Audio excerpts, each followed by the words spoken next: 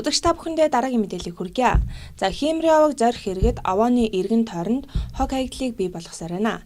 За энэ талаар манай сэтгүүлч Чотгонтлагийн бэлтгэсэн мэдээллийг үзэгч та бүхэн хүлээн авч байна.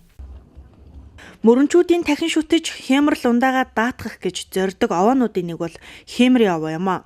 Төвтөгөө ойр байрладаг учраас овоог зорих иргэдийн цуваа тасардаггүй. Зарим иргэдийн хувьд Хемрал ундаага сэргээх зорилгоор овоо орчим архитан согтуурдаг нь харагдаж байна. Зарим үзэгчтэй манай телевизийн сурвалжлах хэсэг маань Мөрөн хотынхоо овоо тахилах овоонуудын нэг болох Хемри овоон дээр хүрэлцээр байна. Тэгэхээр эндээс та бүхэндээ нэг мэдээллийг хүргэх гэж байна.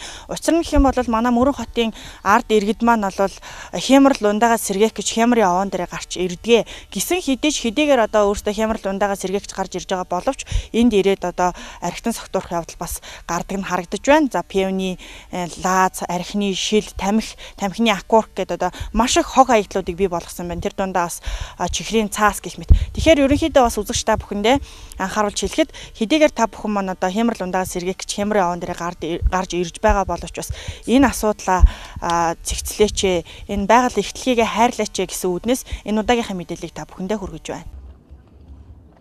Ийм дэргэд уул овоогоо дахин шүтэж Хемрал ундаага сэргээх зорилгоор Хемрийн овоогоо зорж байгаа юм бол хог хаягдлаа хаа замбраагүй хаяхгүй байх нь зүй ёсны хэрэгэ. Хемр сэргээх овоогоо хогоор дараад байх юм бол иргэн таны Хемрал ундаа сэргэх нь юулалтаа.